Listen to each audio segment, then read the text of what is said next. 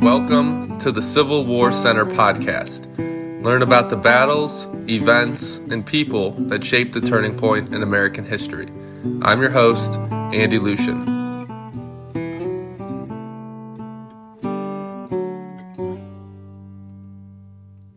Today, we are again joined by Ulysses S. Grant, or Dr. Curt Fields. As previously mentioned, Dr. Curt Fields is the world's leading Ulysses S. Grant living historian. Today he joins us for part 2 of the show as we talk about Grant's presidency and his 200th birthday. I hope you enjoy the show. So you have these high casualties, you have criticisms coming from some northern press and definitely southern press.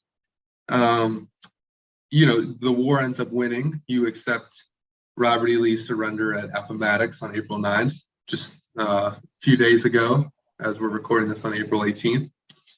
The war ends. 5 days after the war, President Lincoln is assassinated tragically. You and your wife, Julia, are invited to attend. So you come out of this war with these heavy casualties in the Overland Campaign, and then a close associate, and I would assume friend of yours, is assassinated. And I've read that you felt personally responsible for that.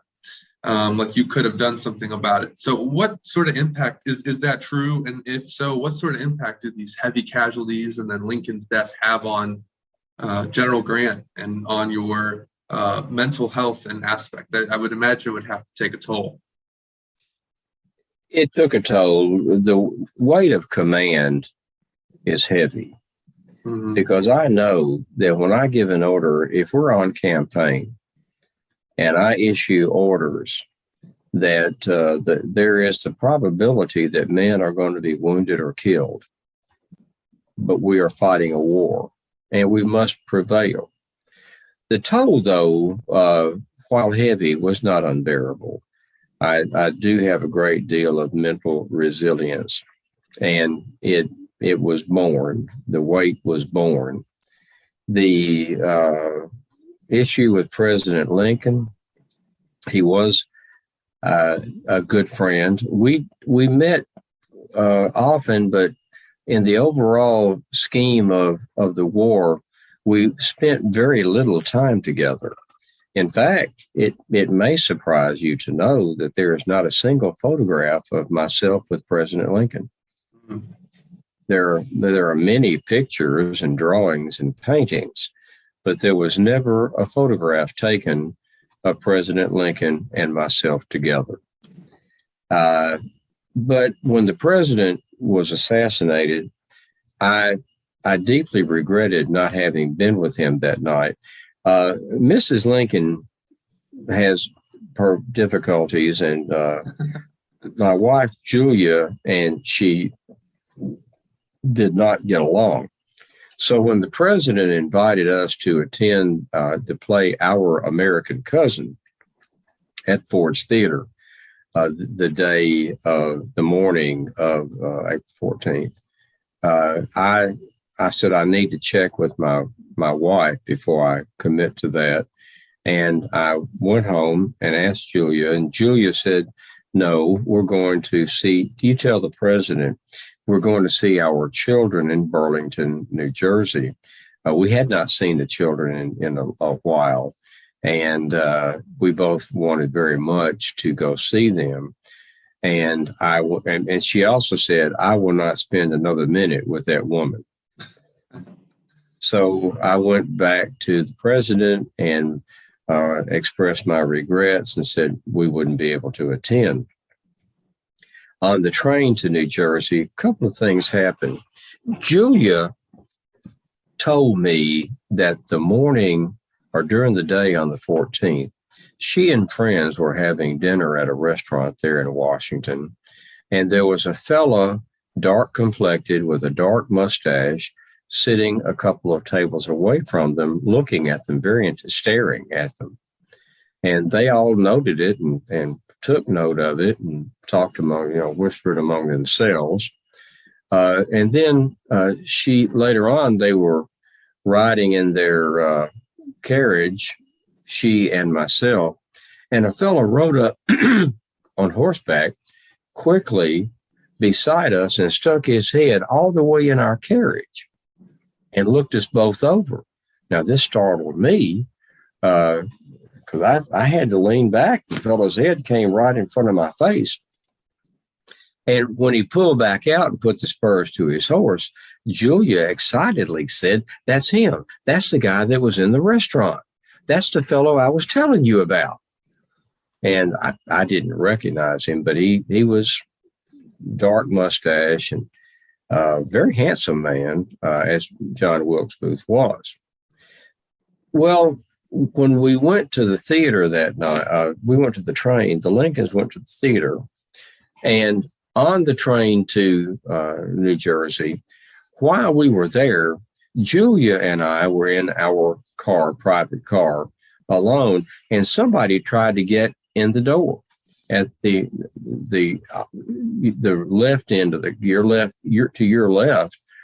Somebody tried that door really hard, and there was a guard at the other end. So I got up and went and I looked out the door and there was nobody there.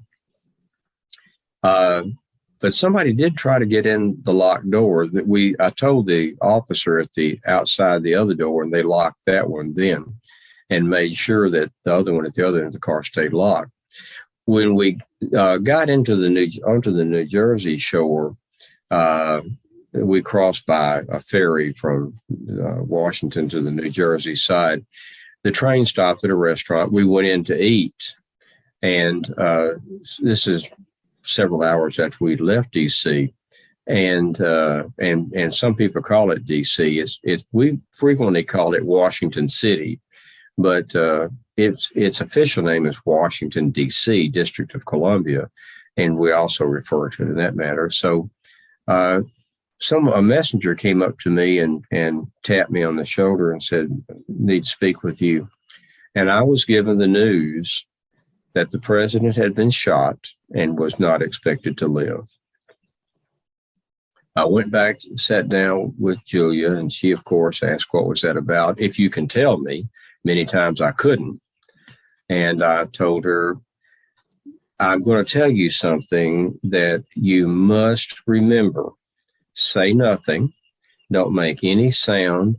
Don't look around. Don't jerk your hand to your face in shock." And she said, "All right, but what?" And I said, "The president has been shot and is not expected to live." And I had been called back to Washington immediately.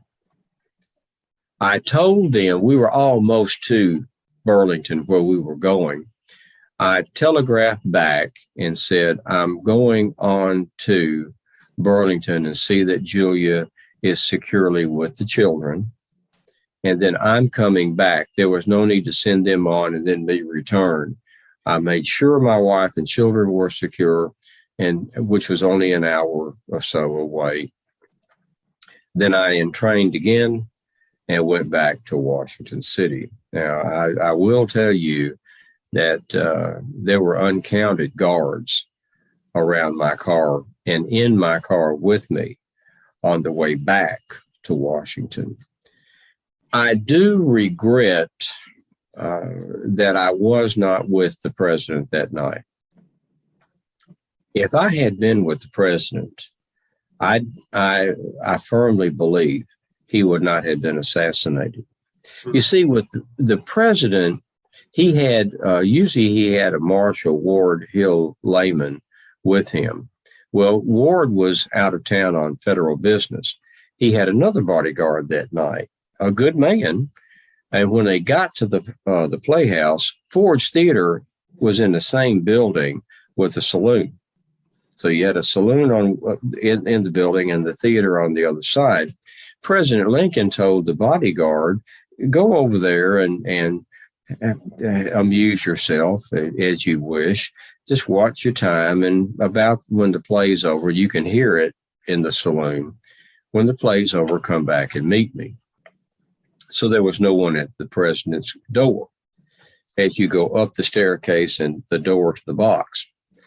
Well, if I had been with the president, there would have been 1 to 2 guards at that door probably one at the foot of the steps, another guard or so in the alley where you come into the stage door out of the alley. And they would have been men who were dedicated to me, inured to killing, and not about to let anybody get near General Grant. John Wilkes Booth would not have been able to get up those steps and in the presidential box. If I had been with him, my troopers would have protected us. Moreover, he was carrying a one-shot Derringer. So his mission was to shoot the president.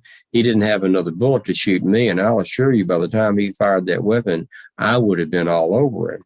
Mm-hmm. And there was another officer in the box, a major whose name escapes me. So the Booth had a dagger and a one-shot pistol. And it is my firm belief that had I been with President Lincoln, he would not have been assassinated. And I have regretted that every day since then. Well, it seems like your life until that point has definitely prepared you to handle these kind of things. Unfortunate turn of events there, but so that happens. Unfortunately, you focus on Reconstruction, working with President Andrew Johnson, and eventually you become elected president for 2 terms. That presidency, depending on how you look at it, has some ups and downs. But what are you most proud of during your time in office? I am most proud of establishing rights for the newly freed slaves, all the black people, some 4 million of blacks who were released and now free, and the trials and tribulations that they suffered. What I did in my efforts to make them full-fledged citizens and enjoy the protection and the rights of full citizenry. I'm very proud of what I did to fight the Klan. I killed the Klan. In 1874, I broke the Klan. I sent troops into South Carolina, declared martial law in 8 different counties. I had hundreds of civil rights trials conducted, resulting in hundreds of convictions of men going to jail, even some death sentences. I'm also proud of what I was doing to try to make Reconstruction less of a horror than what it was. And I was caught between a radical Republican Congress that both in President Johnson administration and in my 2 terms, they wanted to, the battle cry was to make treason odious, and that the heel of the victor should be firmly on the neck of the loser. Well, my feeling about that was I was of the mindset of President Lincoln, let them up easy. Putting the heel of the victor on the neck of the loser is not guaranteed or designed to foster and promulgate healing. We had a country that we had to bring back together. And I didn't want to make treason odious.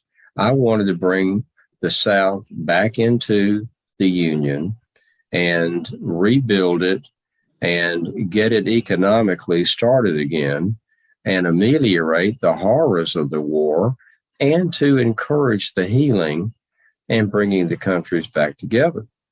The Republican Congress felt I wasn't hard enough on them, and the Reconstruction Southerners seeking what they called redemption. They wanted to redeem control of their state governments and actually take the South back to what it was before the war. And they felt that I was too hard. So my Congress felt I wasn't hard enough. The Southern leadership felt I was too hard. I created the Justice Department. There wasn't a Justice Department before my presidency. Until I was president, the Attorney General served as the president's personal counsel, personal lawyer. And I changed that. Bless you. So I changed that. I had the Justice Department created for the purpose of pursuing civil rights violations, arrests, trials, and convictions. And I made with that the Attorney General the chief legal officer of the country. The position of Solicitor General was created, and that position became the president's personal attorney and legal advisor. I was proud of creating the Justice Department and pursuing those wrongs because you see, if there's not a Justice Department, without a Justice Department, and the Attorney General being the chief legal officer, and the Civil Rights Acts, the 13th, 14th, and 15th Amendment, which said you can't keep people from voting. If you burn somebody's barn in South Carolina or Louisiana to keep him from voting, then that's a local problem. I can't invoke federal troops or the weight of the federal government to address a burning barn or a burning house. But with the 15th Amendment that says you can't do that, and the creation of the Justice Department, then I can do something. Now, see, it's a federal crime now if you keep somebody from voting, burn their barn, burn their home, physically attack or threaten them. So with the 15th Amendment passed and the creation under my administration and leadership of creating the Justice Department, making the Attorney General the position he holds into the state, I was able to send troops into the South. There were 3 acts that were passed called the Klan Acts in Congress in succession of about a year and a half apart that gave me increasing authority to send and use troops to quell disturbances, quell riots, and to assure that the newly enfranchised Black voter could vote without fear for his life or his property. And I'm proud of that. I'm also proud of vetoing the inflation bill in 1874. Congress wanted to print greenbacks. Now, people have always heard the term greenbacks, but to tell you what they mean, greenbacks were paper money, green in color, greenbacks, and they weren't backed by gold or silver, what we call in the government specie. Greenbacks were not covered by specie. They were just paper money. And that's like running money off on a printing press and cutting it up and taking it out and spending it. It's worthless. But the government guaranteed it. The government said, we'll make this good, although it's not backed by gold or silver. We needed that, President Lincoln felt, during the war. Our federal government nearly went bankrupt on 2 or 3 occasions during the war. In fact, I was told in 1865 that we may not be able to meet the payroll this month. Told that a couple of times. Be prepared, I was advised. The government's about to go broke and may default. We can't or may not be able to meet the payroll. That's how perilously close we came to the brink of financial disaster. That war nearly broke the United States government. So they printed greenbacks to put more paper money into the hands of the people to ease the financial crunch. When I became president, it was my plan to take all of those greenbacks out of circulation because worthless greenbacks were bringing down the value of the other paper money that was backed by gold, silver, specie. And I was pulling them down. Your students may be aware that as money wears out, it's brought back and banks flag it. They catch it at the banks and send it back to the Federal Reserve, where they are burned. They're destroyed in flames. Well, when these bills came back in, my Secretary of the Treasury, George Boutwell, had directed that those dead greenbacks, the worn out ones, we were taking them and burning them, and we weren't issuing any more. So we were doing what's called drawing down the greenbacks, which would make all the other paper money much stronger. Congress wanted to pass another bill that would start printing greenbacks again. We were having some financial difficulties in the country as a rule, trying to recover from the war. And both sides, Democrats and Republicans, supported it. I did not, because I felt we can't have paper money in circulation that everybody knows is worthless. It's going to create inflation and make everything cost more, and people will actually have less money. They might have a fistful of greenbacks and they're not worth anything or very little. So to everybody's surprise, I vetoed it. I stopped it. And there were enough sound thinking congressmen and senators that they couldn't override my veto. So I vetoed the inflationary bill and saved our country, I think, from financial disaster. Now, it was painful in the short run. A lot of farmers, particularly out west, went broke because the money supply tightened up. We had, for a couple of years, we went into a recession in 1877 that was very painful. But it was the better thing to do in the long run. And even unto this day, our United States monetary system is based on what I developed or had developed in my administration in the vetoing of the inflationary bill. Nobody knows about that. That's what I'm most proud of. Something else I'm proud of, the settling of the Alabama claims. Now, for those who may not be aware of the Alabama claims, the Alabama was a Confederate warship that was built by British shipmakers, actually Laird and Sons in Liverpool. And the Alabama, the Shenandoah, the Florida, and some 3 or 4 other state class ships were Confederate privateers.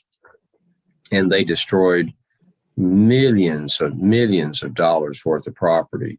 In fact, the Confederate privateers were the cause for us going to kerosene lamps.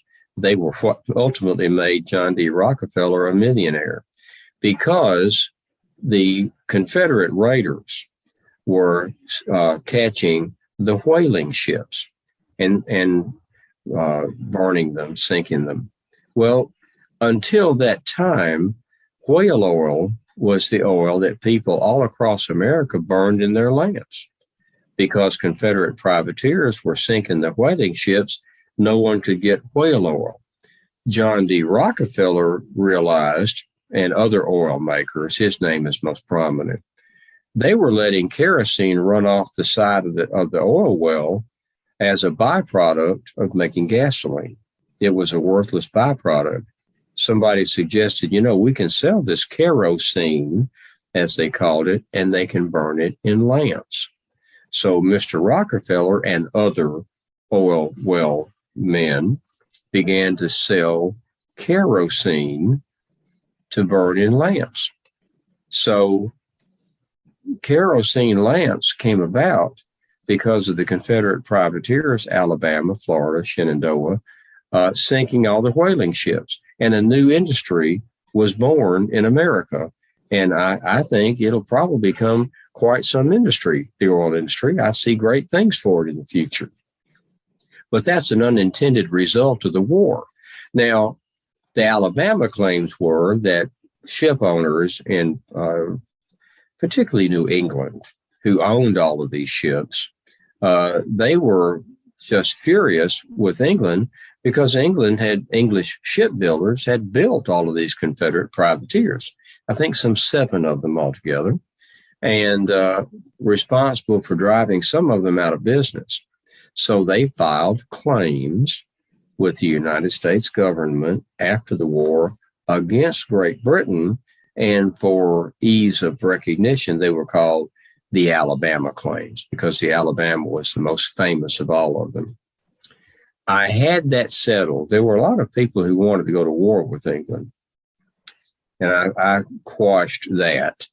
And we settled the Alabama claims in my administration for $15 million, which satisfied a number of people in America, satisfied the Brits because they thought that's a lot of money, but it could have been more. But there's another little item in the Alabama claims that few people know about that I want you and your folks to know about. If you look at a map of Nova Scotia, the New England coastline up there around Newfoundland and Nova Scotia, look at the map and you'll see a blue line that runs down off the coast of northeastern United States, southeastern Canada. There's a blue border line that runs right through those fishing lines. That was part of the Alabama claims because they're some of the richest fishing land or ocean in the world, fishing grounds. And Canadian and American fishermen were vying for fishing in there, and they had actually come to shooting at each other. There was a hot fight going over there.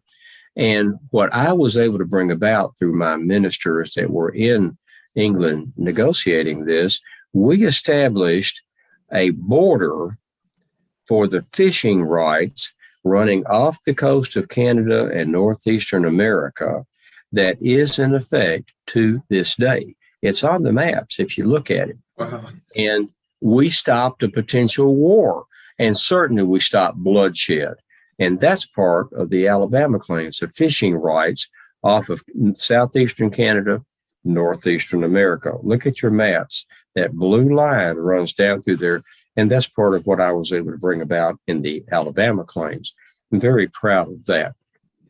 So I wish I could have done more. I tried to do more with the civil rights development and protection for newly enslaved, newly enfranchised former slaves. I tried to get more legislation that would be beneficial to the South to rebuild its economy, bring it back to where it was prior to the war. I was able to do some, not all. I was able to get many of the states out of military occupation and back into the Union. I did all I could, but I did not do as much as I wanted to.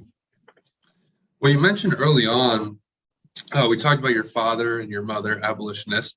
You said you were never an abolitionist, but as you went through the South and the war, that you realized that slavery needed to be done away with. And you just mentioned that you wish you had done more.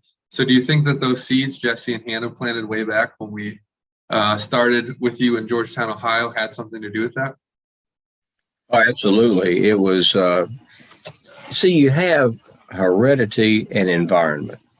Everybody has that within themselves. My heredity was to be serious.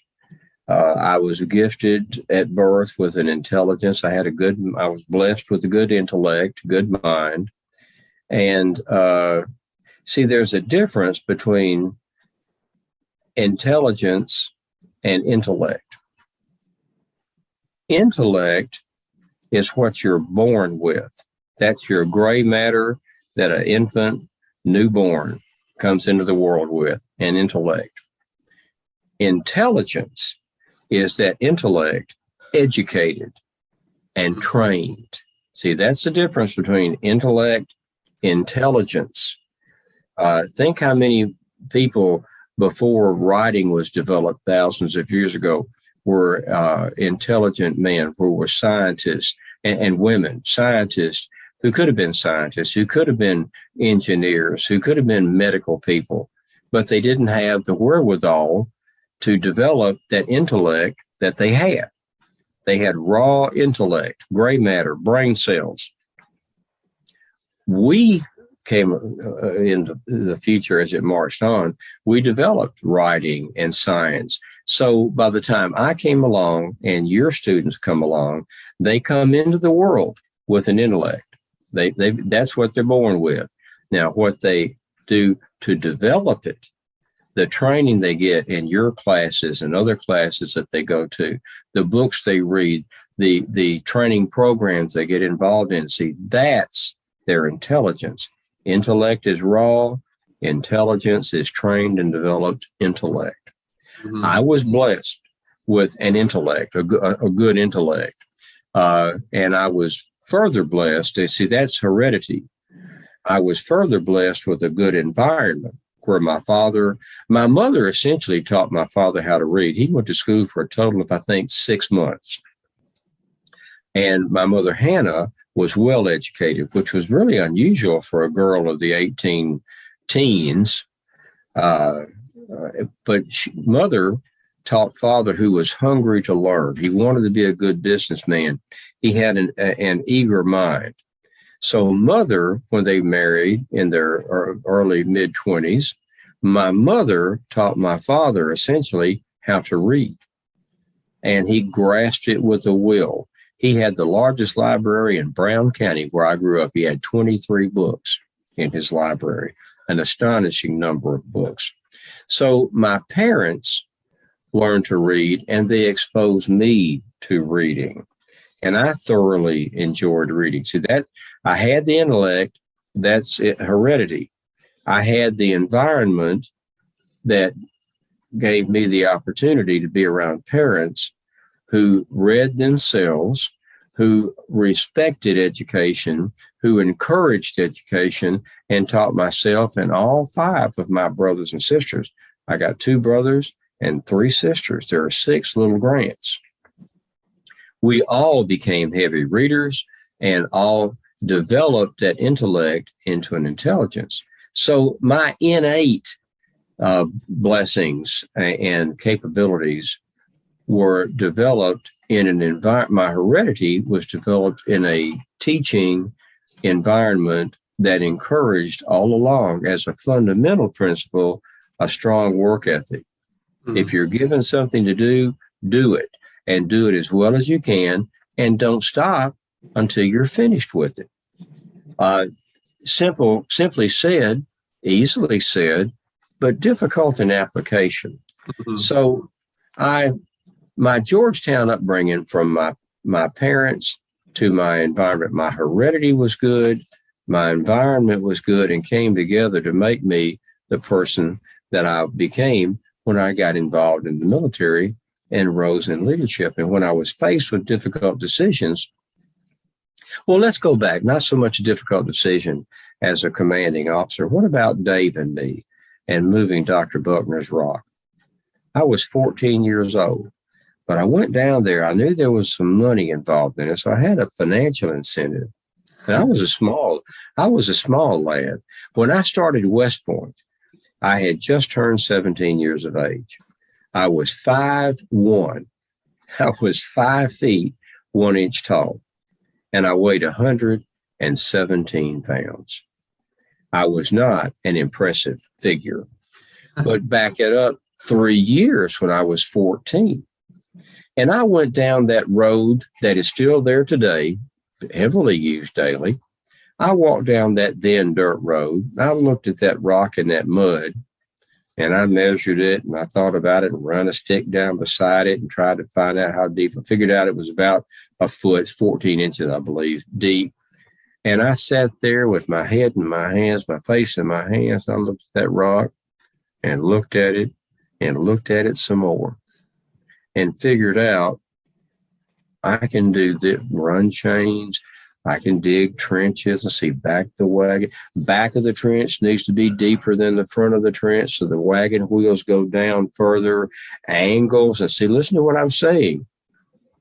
Distance, angles, weight of the rock, run the chain, hook it up under here. Wagon goes up, rock goes up. Don't want it dragging on the road. Got to put the chain length, had to measure rock. All of these simple mathematical equations, but it's engineering at its best, isn't it? Mm-hmm. It's applied engineering. And I was only 14. So which tells you 2 things. Early on, I was blessed with an intellect that was already being developed into some intelligence. And I had a work ethic that I knew I could do this and was determined to do it. And I figured it out. And it's overall, it's applied engineering at its simplest. And yet, I dare say, Andy, maybe it's best because I accomplished something of great note for a 14-year-old and the rest of the men in the town, because there were men in the town who said, you can't get that out of there. Nobody can get that rock out of there. Yeah, they could. A single 14-year-old boy was able to get that 2,600-pound rock out of that mud and drop it right at Dr. Buckner's porch for his front step. So that's what Georgetown did for me. The environment that I grew up in my home, a hatred of slavery, and I did not like slavery. When I saw it firsthand, I came to hate it. And I realized this has got to stop. This is an evil that has to stop. And the education that I had that I thought too rudimentary to be successful at West Point, but it was, but combined that rudimentary education with an intellect that was strong to start with. Now, again, that sounds like I'm boasting. That sounds like I'm saying, oh, I was so smart. I wasn't. I had a good mind, and it had been developed by good teachers, but I was willing to learn, wanted to learn. And I brought that heredity, that work ethic, that community exposure outside of the home parlor. All of it was positive. That came to form that 117-pound boy that went to West Point. The boy that didn't want to be at West Point, but he went. I'm going to have to tell my freshman students, I'm going to say, look, Ulysses moved this 1-ton rock when he was 14. So you guys you're 14, you can do your homework assignments. Because they struggle with a couple questions on homework. So if you can move a rock, they can do their homework assignments. So all of that is, I mean, you talk about the rock, you talk about the Mexican-American War, Fort Henry, Donelson, Vicksburg. We could go down the line, Appomattox Courthouse, your presidency, passing these civil rights bills, all incredible things to be proud of. But if you had to pick one thing from your life, there's a lot we could go into, we kind of breeze through it, but if you could pick one thing that you're most proud of from all of that, what do you think you would pick? My victory at Vicksburg. Because, and I would ask of you a little leeway to have a civilian thing aspect applied to this. I think militarily, and if I had to say one thing, as you saw, I did not hesitate, Vicksburg. Vicksburg was the signal victory of the war. It was my greatest victory, I think, without a doubt. For the many reasons, Vicksburg opened the Mississippi River from source to mouth. It split the Confederacy in half.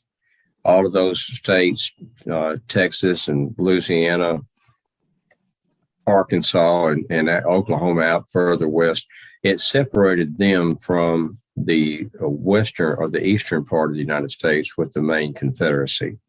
The Confederacy lost, it's indescribable, the loss they suffered when the Mississippi River was closed. It's like everything west of the Mississippi just fell off into nothingness as far as the Confederacy was concerned. They couldn't get food. They couldn't get reinforcements. They couldn't get supplies. It was devastating. It also opened up trade again for the Midwestern states. So think about Midwestern and the states around the Great Lakes, for example, who are all the farmers with their produce, all the manufacturers, the booming industrial age. They're all making these products, and they can't ship them overseas like they've been doing before the war. Now that the river is open, thousands of tons of machinery and goods, produce, food is now going back down the Mississippi to New Orleans and then to South America and to Eastern Europe. See, there's a great economic factor underlying the military factor of the war.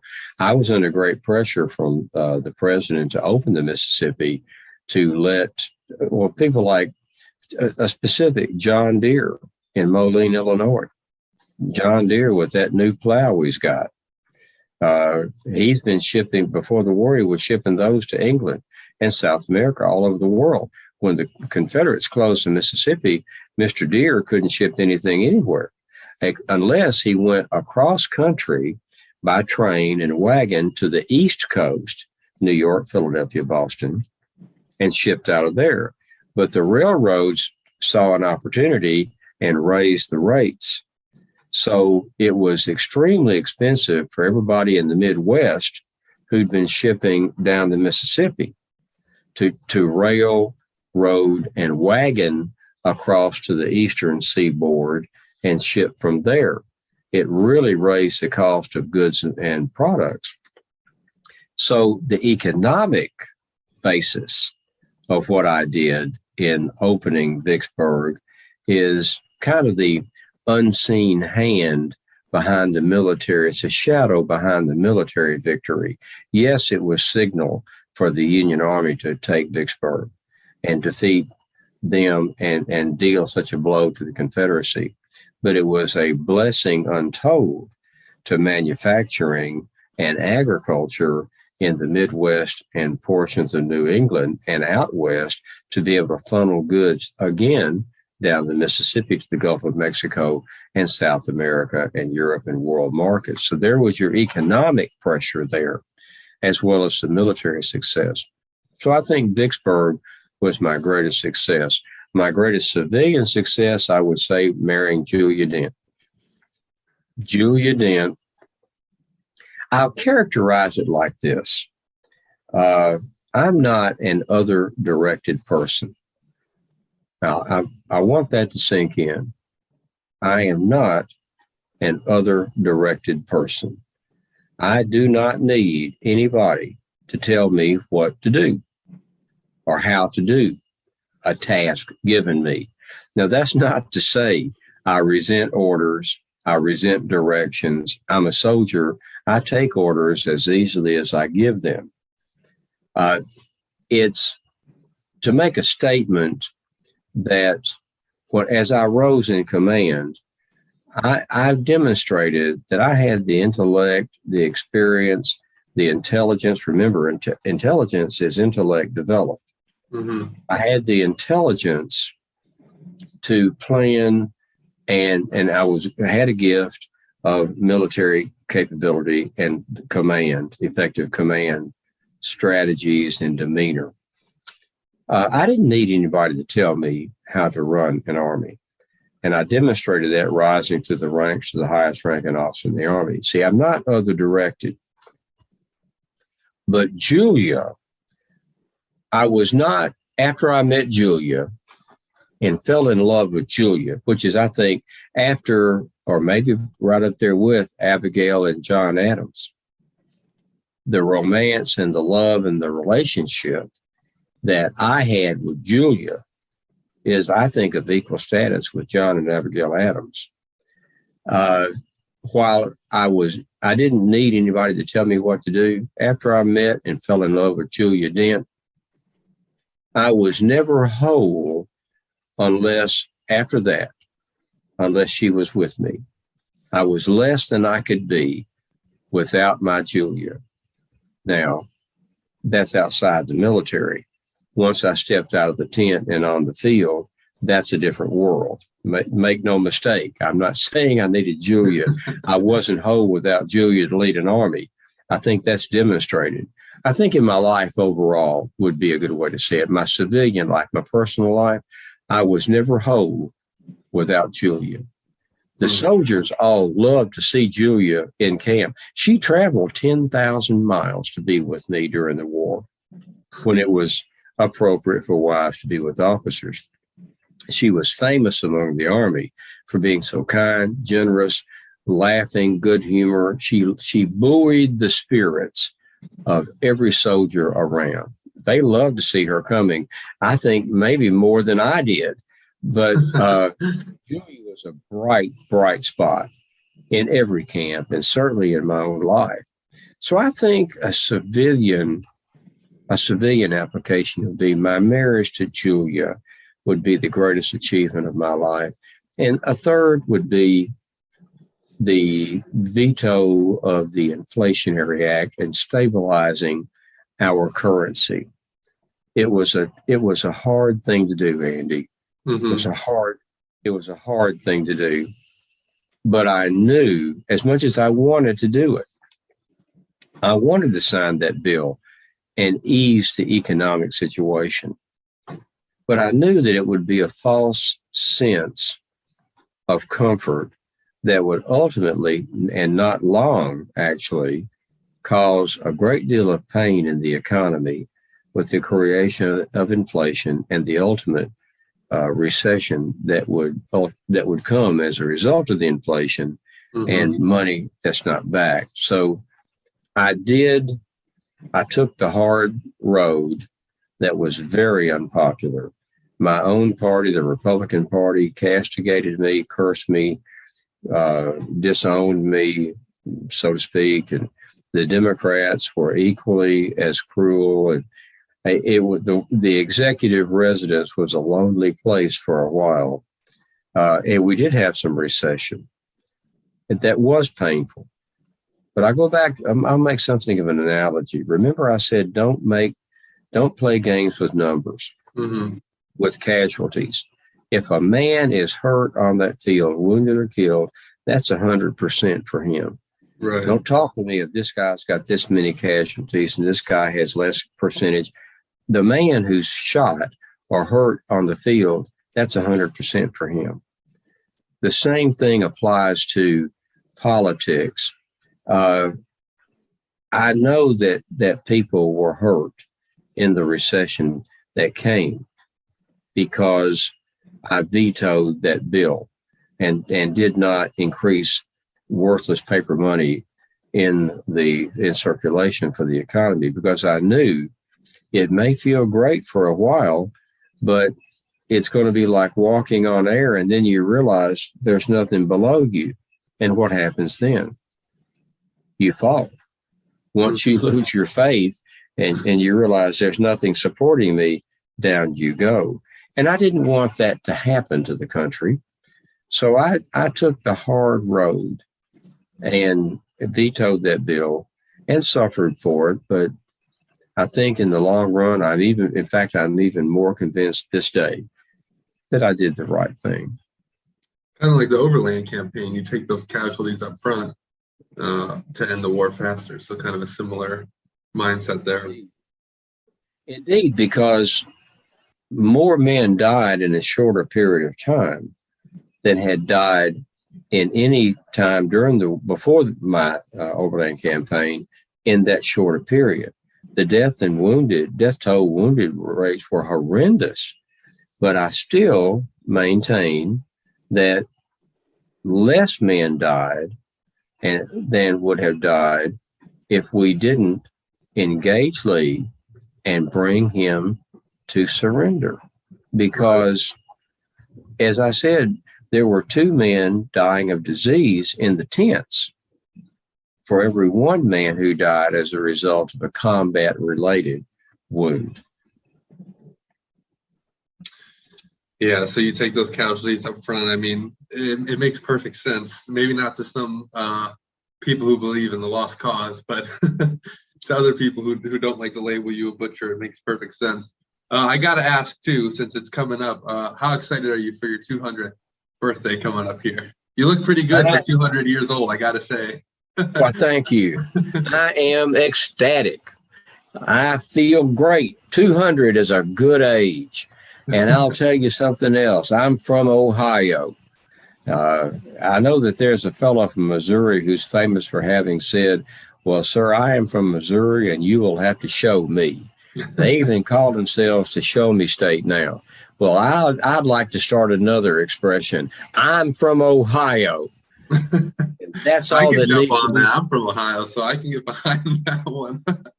If when the fellow says, I'm from Missouri and you'll have to show me, sir, I would reply, well, I am from Ohio, and that's all that needs to be said, sir. I feel wonderful about the bicentennial. Mm-hmm. I'm excited. Many things are happening across the country to celebrate my bicentennial. My presidency, which was given a bad reputation, undeserved, has been re-examined, and I stress re-examined, not rewritten. Big difference, not revised. People are taking long, hard looks now at what I did in my presidency and seeing that I was in actuality a very good president. I had scandals in my second term. See, they didn't start till my second term. The major scandal, the Credit Mobilier, which was a railroad buying Congress, is in effect paying off Congress. See, people don't realize that started under President Lincoln's administration and went through President Johnson's administration and finally surfaced and broke in my administration. And President Lincoln wasn't aware of that. I don't think President Johnson was aware of it. I was painfully made aware of it when the scandal broke. And a number of congressmen were ruined, as they should have been, because they were taking bribes, and the railroad granted lands and sale and so forth.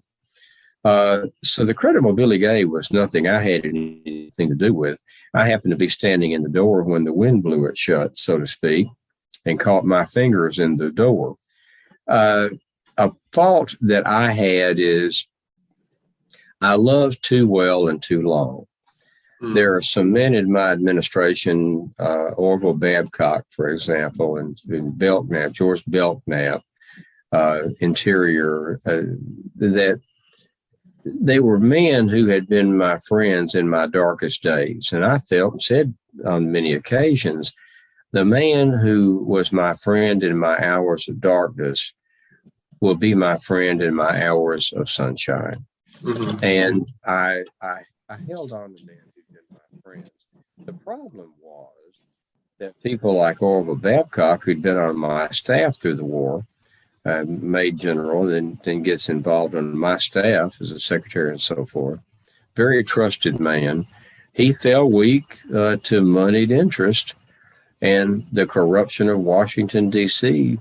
washed over him, and he didn't wash it off. He got involved. He was corrupted. Other men, even my brother-in-law, Abel Corbin, who's married to my sister Mary, he was involved with Jay Gould and Jim Fisk in the gold scandal, Black Friday, September the 29th, back of 1869. That was my own brother-in-law trying to he was bought off with promises of big money because Gould and Fisk thought he had a direct line to me, which he did, but I early on sensed he was an opportunist and married my sister for who she was, my sister, instead of what she was, a good woman. So men that I trusted in the inner circle became corrupted. And I was wont to dismiss them and held on to them longer than I should have. I was never involved in any scandal, but excuse me, that doesn't even need to be said. I was never involved in a scandal, but I was criticized for having a scandal-ridden administration, which is not the case. I had scandals in my second term, not the first. So the lost cause theory also was coming on strong. Reconstruction was coming on. And as I have said before, I was standing between radical Republicans in Congress and redemption-seeking Southerners who are trying to redeem their state governments and take the South back to pre-war conditions. Mm-hmm. The Congress thought I was not hard enough. The South thought I was too hard. And I couldn't make anybody happy, but I persisted in doing what I thought was best. And I submit that if you go back and review what I actually did in my administration, those 2 terms, you'll see that I actually had a very successful presidency. The Alabama claims, the fishing, Newfoundland, Nova Scotia, offshore Canadian American fishing rights, settling the Alabama claims, supporting the 15th Amendment, and ensuring as much as I could rights for newly enfranchised blacks. So I had a good administration in a very bad time to have one, but I feel I did well, and I invite anyone to scrutinize my administration, what I did, and what I was not able to do. Yeah, there's definitely been a lot of new writing out, reviewing your presidency and your time as a general. Definitely, as you said, reanalyzing it or re-reviewing it, not rewriting it. That's important. That's important because it's not revisionist history. It's not taking a bad presidency and trying to make it look good. Mm-hmm. It's taking a good presidency that was initially given short shrift in the press and in society for powerful external reasons, the lost cause theory, and the South trying to regain redemption of control of their states to pre-war conditions. It's a reanalysis and lifting up and sifting through what I did and was able to accomplish, and seeing that Grant actually had a good presidency. He had bad press. And another difficulty, Andy, is that I was never one to defend myself. Mm. I never replied to assaults in the press, criticism in the press, criticism by Congress. I never said anything to defend myself. I thought, well, they will say what they will, what they may. I will do what I may, and my actions will speak for myself. And in not defending myself, maybe that was a mistake, because what's the saying? Silence is consent. Mm. And by not defending myself verbally or in writing, did I actually contribute to a darkening of my reputation? Because people might have assumed that, well, that must be true. He's not saying that it isn't true. Just a thought. Well, I got to ask you one more question too, since we're talking about the rewriting or the reanalysis, of your presidency, of your time as general. I'm assuming, General Grant, you've read both Grant by Ron Chernow, or at least are familiar with it, and American Ulysses by Ron White. Do you have one that you're more of a fan of? I like them both equally, and I have had the distinct pleasure of meeting both of those men and being acquainted with Ron Chernow and Ron White. I like them both. I lean a little toward American Ulysses because it takes, I think, a bit more humanistic approach to Grant than does Chernow. But I like them both equally. That's not to slight Ron Chernow's Grant at all. It's a wonderful book, very insightful and well-written book, and so is Ron. But I like Ron White's softer, gentler approach to Grant, while not forgiving sins, while not whitewashing. Oh, there's a bad mark. Let's cover that up. Uh-huh. He didn't. He gave an insightful analysis to what I did in my life and who I was and what I was. I like them both equally, but I tend to lean toward American Ulysses more so than Grant. I'll tell you another book that I really like is Grant by Jean Edward Smith, and that's Jean, Jean.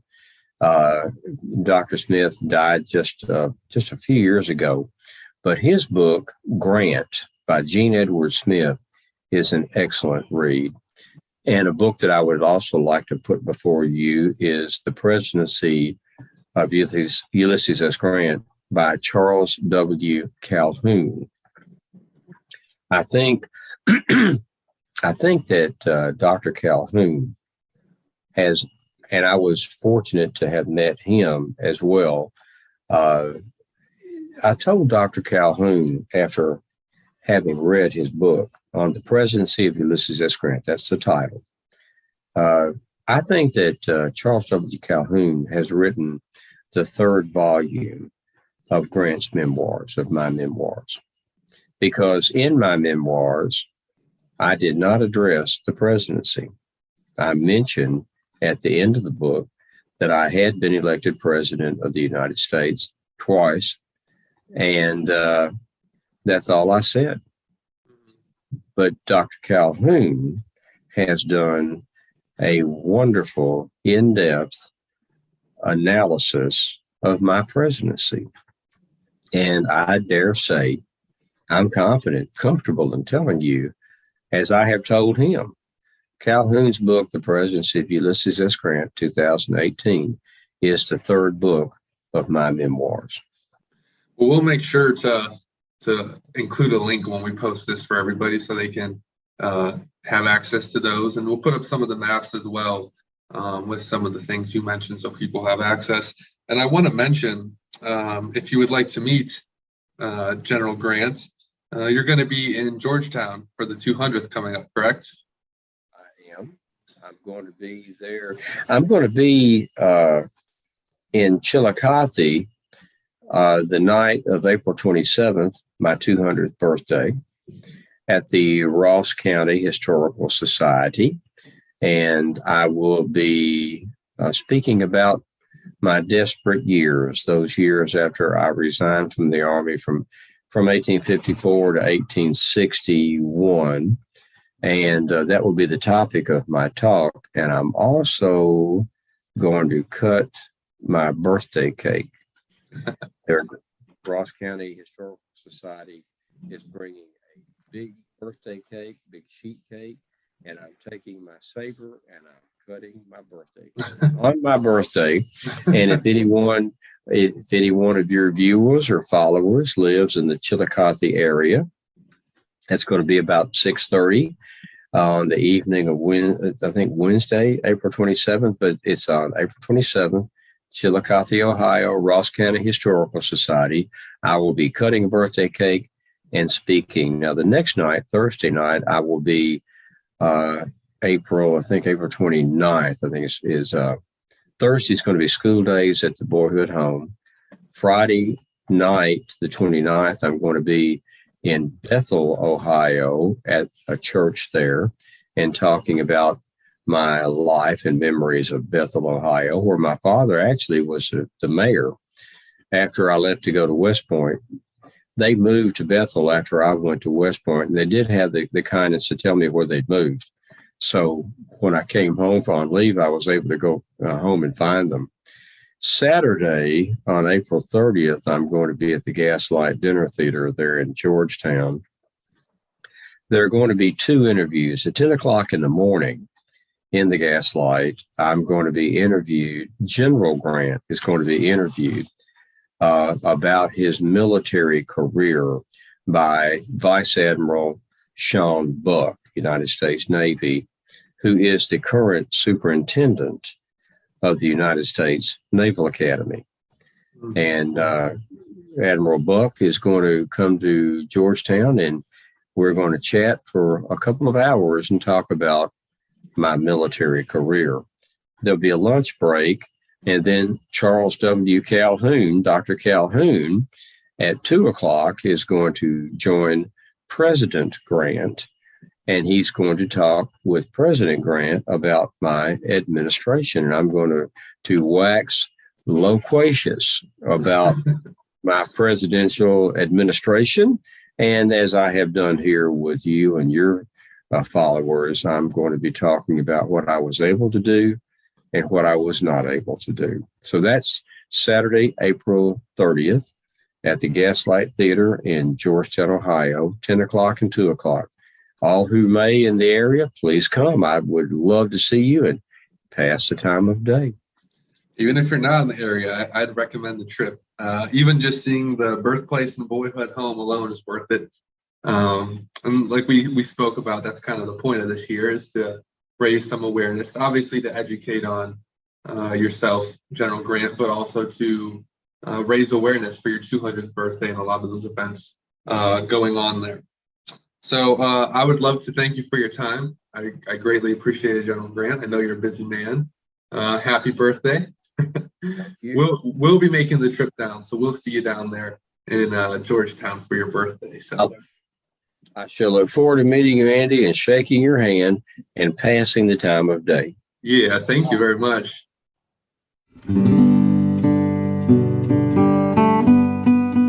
Thank you for joining us for this episode of the Civil War Center podcast. We hope you enjoyed our conversations with Ulysses S. Grant and will join us next week as we continue our conversation with Dr. Curt Fields. Except next week, Dr. Fields will be joining us as himself to talk about how he got into the profession and what it's like to be Ulysses S. Grant for a living. Please rate and subscribe and share this podcast, and we hope to see you next week.